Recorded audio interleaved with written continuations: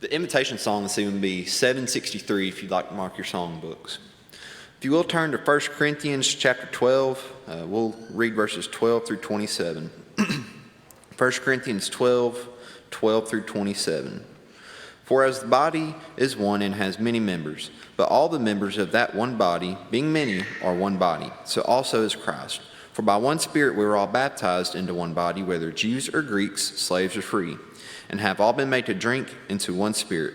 For in fact the body is not one member but many. If the foot should say, because I'm not a hand, I'm not of the body, as it is therefore not of the body, and if the ear should say, because I'm not an eye, I'm not of the body, it is therefore not of the body.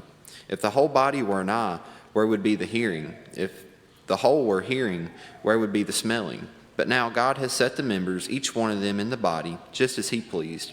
And if there were all one member, where would the body be? But now indeed there are many members, yet one body, and the eye cannot say to the hand, if I have no need of you, nor again the head to the feet, I have no need of you. No, much rather those members of the body which seem to be weaker are necessary, and those members of the body which we think to be less honorable, on these we bestow great honor, and our unpresentable parts have greater modesty, but our presentable parts have no need.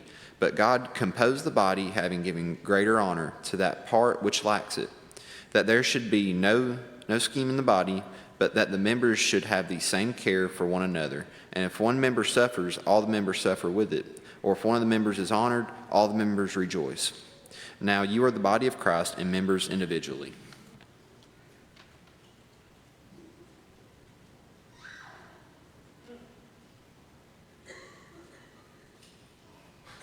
Good evening. I trust you've gleaned something from your teachers tonight, so I'm hoping I can provide a little bit of extra too. So see if I can get my lesson popped up there. Well, it's going to be about the body of Christ. There we go. It's going to be about one body like we just read about.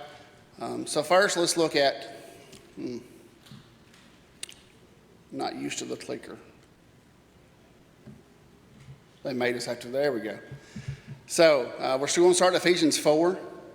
I'm going to paraphrase these just for time's sakes. So in Ephesians 4, just like we just read in Corinthians, it talks about there's one body, one Spirit. So it goes back to there's one Lord, one faith, one baptism. So there's one body. We're all a part of that body.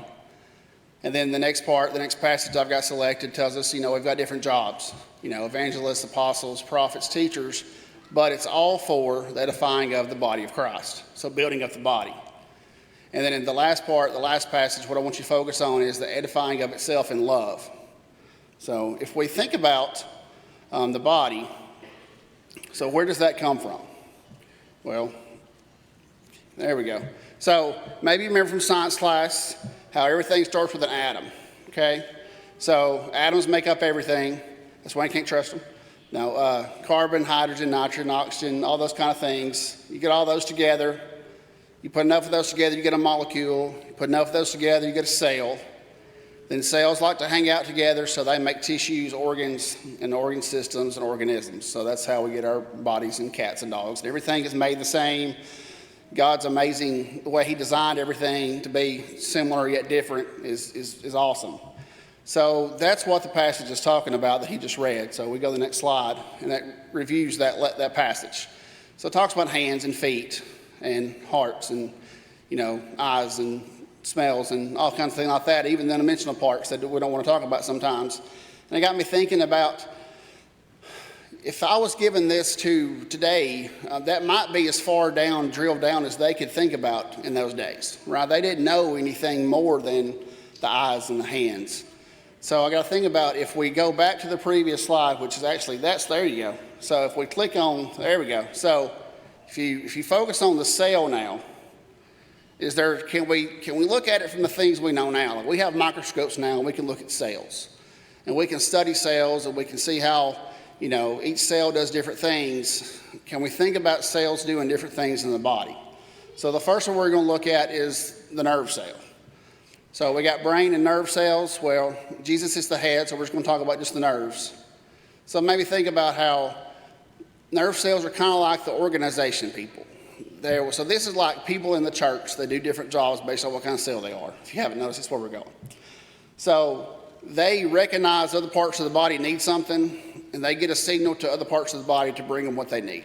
Or they'll differentiate, what needs to be done. And the next thing is the smooth muscle cells, right? So they're kind of like your digestive system or your breathing. They don't really have to be told what to do. They're just kind of in the background working.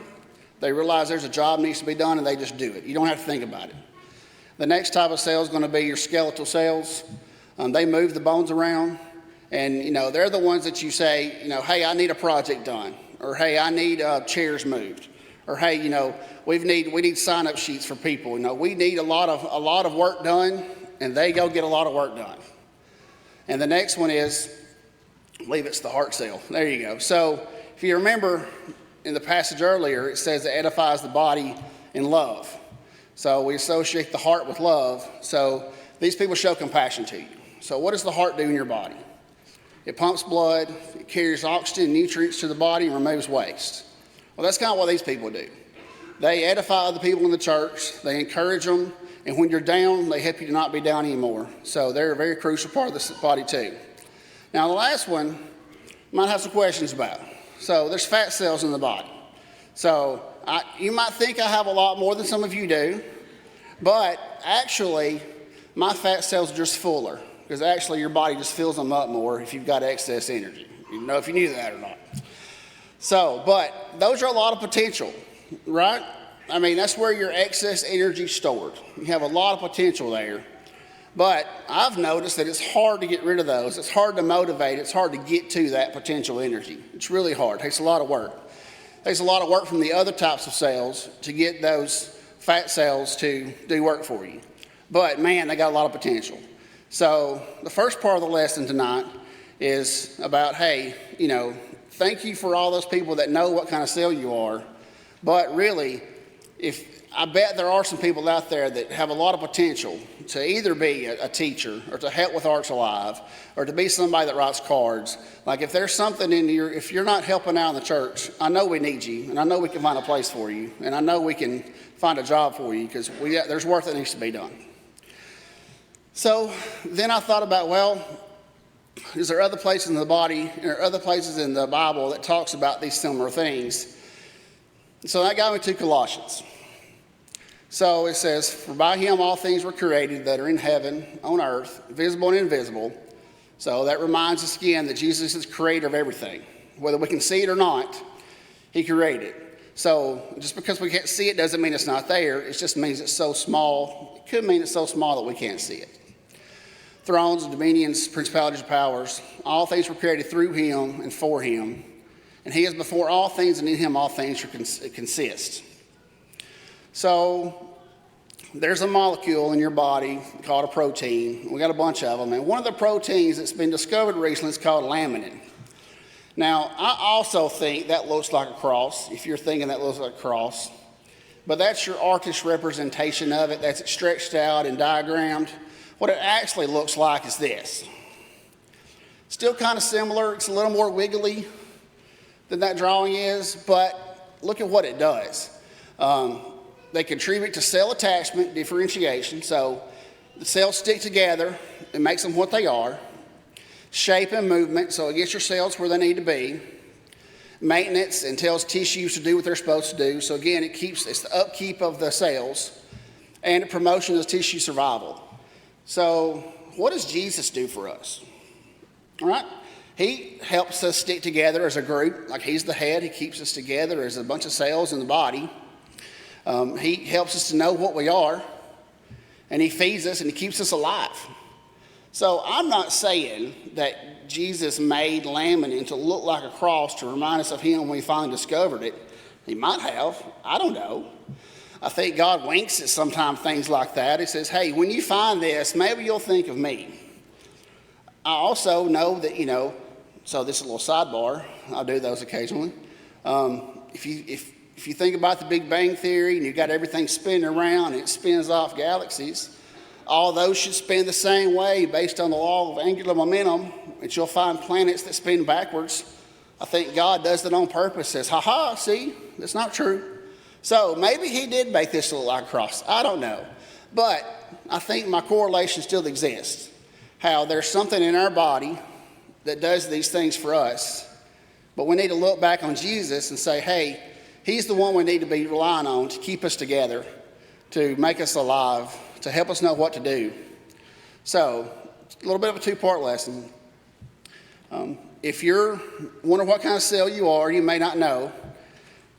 That's because you need a job. So you need to come to us and we'll help you find work to do. And then also, if you're in the body of Christ and you're not being fed or you're not moving where you're supposed to be, feel like that, then maybe it's not Jesus that's moved. Maybe it's you, because Jesus is always there. So, and if you're not in the body of Christ, we can help you with that too.